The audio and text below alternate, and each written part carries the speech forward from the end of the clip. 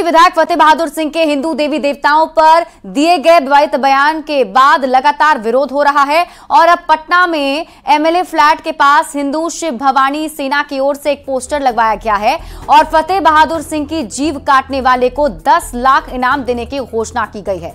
Poster में फतेह बहादुर सिंह को सलाखों के पीछे दिखाया गया है।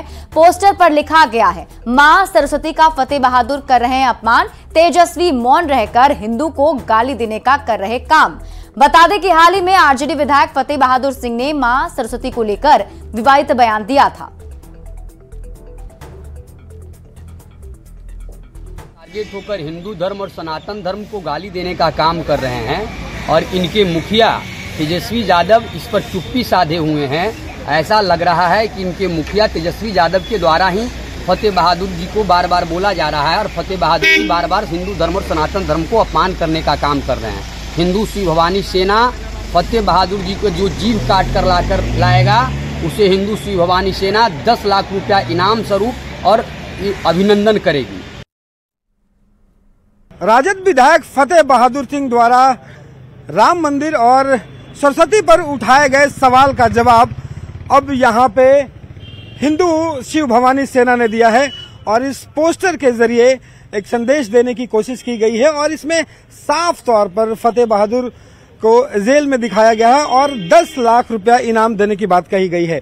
इस पोस्टर में जो राष्ट्रीय अध्यक्ष हैं हिंदू शिव भवानी सेना के लौ कुमार सिंह जो हैं उन्होंने ये पोस्टर लगाया है और कहा है कि फतेह बहादुर की जीभ काटने वाले को हिंदी शिव भवानी सेना अपने निजी कोष से 10 लाख रुपया इनाम देगी।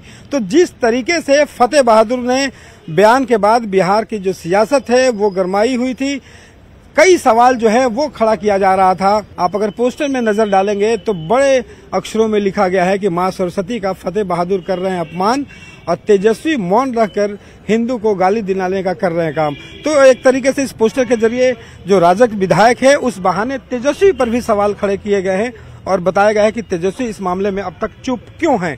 तो यहाँ पे लौ कुमार सिंह जो राष्ट्रीय अध्यक्ष हैं वो हमारे साथ हैं। ये पोस्टर लगाने की क्या जरूरत पड़ी? देखिए, जिस तरह से फतेह बहादुर के द्वारा लगातार हिंदू धर्म को टारगेट करके हिंदुओं को गाली देने का कार्य किया जा रहा है, हिंदू धर्म के देवी देवताओं पर टीका टिप्पणी किया जा रहा है, इससे ऐसा प्रतीत हो रहा है कि फतेह बहादुर की मानसिक स्थिति खराब हो चुकी है। फतेह बहादुर विदेशी षड्यंत्र के शिकार हो चुके हैं और उन्हें हिंदुओं को गाली देने के लिए विदेश से मोटा रकम आ रहा है। इसका जांच होना चाहिए। फतेह बहादुर की डीएनए जांच होनी चाहिए जिससे पता चले कि फतेह बहादुर हिंदू हैं भी या नहीं। हिंदू शिव भवानी सेना जो भी फतेह बहादुर की गला जीभ काट कर ला कर देगा, हिंदू शिव भवानी सेना उसे सार्वजनिक मंचों पर सम्मानित करने का कार्य और उसे 10 लाख रुपए इनाम। ये लौ कुमार जी, ये कैसी सियासत है? ये सियासत से हमेशा दूर रहा जाता है कि किसी का गला काटना, किसी का जीभ काटना, ये कैसा जवाब? ये कैसी सियासत? फतेह बहादुर जैसे विधर्मी लोग जो हिंदुओं पर, हिंदू की देवी माँ दुर्गा पर, आप कुछ दिन पहले माँ दुर्गा के बारे में और नकल प्रलाप किए हैं फतेह बहादुर। आज माँ सरस्वती के बारे में आप बोल रहे हो, जिसकी सृष्टि से हम लोगों का जन्म हुआ है, सृष्टि के रचिता हैं ब्रह्मा जी और माँ सरस्वती। आप उनके बारे में और नकल प्रलाप कर रहे हो। ये आपको किसने अधिकार दे दिया? फतेह बहादुर को किसने अधिकार दे दिया है?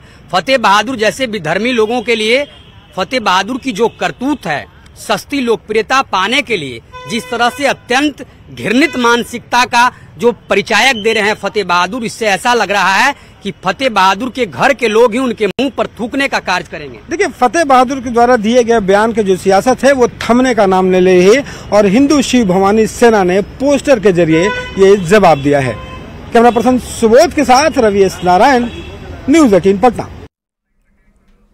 और हमारे साथ आरजेडी विधायक फतेह बहादुर फोन लाइन पर जुड़े हुए हैं, उनसे ही इस पर रिएक्शन ले लेते हैं। फतेह बहादुर जी, आपने ये पोस्टर देखा होगा। ये पोस्टर में साफ साफ लिखा गया है कि जो भी आपकी जीभ काट कर लाएगा उसे 10 लाख का इनाम दिया जाएगा। पहले तो आप किस तरीके से इसको देखते हैं? मैं देखा हूँ, पोस्टर का मैसेज मेरे पास आ गया है कि जो मेरा जीभ काट कर लाएगा उसको 10 लाख रुपया दिया जाएगा। तो ये नई बात थोड़े है, ये पूर्व काल में भी जो है सावित्रीबाई फुले और ज्योतिबा फुले ने जब शिक्षा के क्षेत्र में कदम आगे बढ़ाया तो 1948 में ज्योतिबा फुले को भी हत्या करने का लोगों ने साजिश किया था। हमारा बयान क्या है? हमारा बयान है कि हम देश के बहुजनों के हाथ में कलम और किताब बांटना चाह रहे हैं, कलम और किताब देना चाह रहे हैं, और देश के मनुवादी लोग जो है देश के बहुजनों के बच्चों के और महिलाओं के हाथों में धर्म का झंडा और तलवार बांट रहे हैं।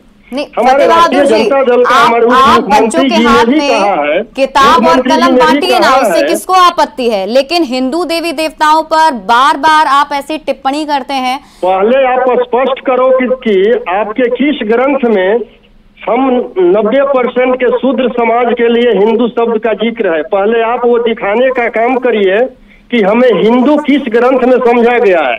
हमें तो हर ग्रंथों में शूद्र के नाम से उच्चारण किया गया है, और जब हम सभी 90% के लोग मतलब कि हम शूद्र हैं और हम सभी शूद्रों को शिक्षा प्राप्त करने का अधिकार नहीं है, महिलाओं को शिक्षा प्राप्त करने का अधिकार नहीं है, धन दौलत संपत्ति रखने का अधिकार नहीं है, तो पहले सबसे पहले आप ये स्पष्ट लोग करें, मनुवादी लोग, कि किस ग्रंथ में हिंदू शब्द का 90% के बहुजन समाज के लोगों के लिए उच्चारण किया गया है।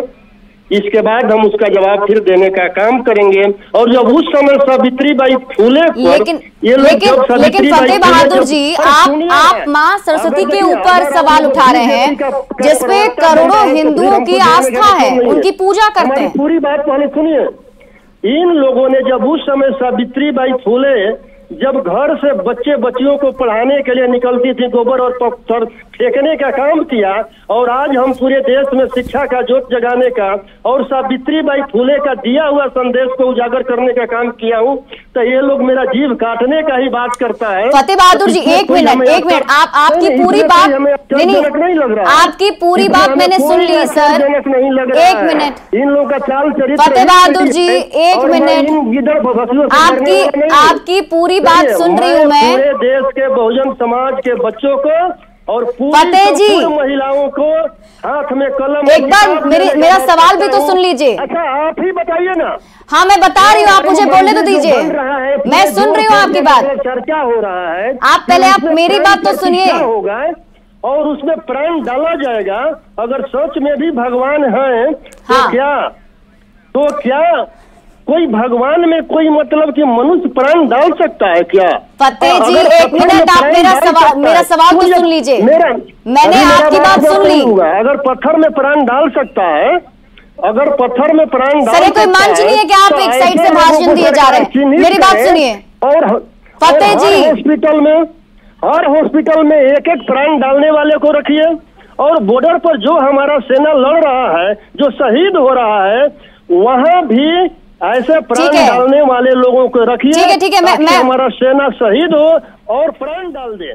और अगर ये लोग नहीं डाल पाते हैं, अब ऐसे तो आप एक साइड से बोले ही जा रहे हैं। एक सेकंड, पहले मेरा सवाल सुन लीजिए सर, उसके बाद बोलिएगा। लोग पाखंड फैलाने वाले लोग, अंधविश्वास फैलाने वाले लोगों को सरकार चिन्हित करे और ऐसे लोगों को मतलब कि जेल में डाल देना चाहिए। फतेह बहादुर जी, आप मेरी बात पहले सुनिए।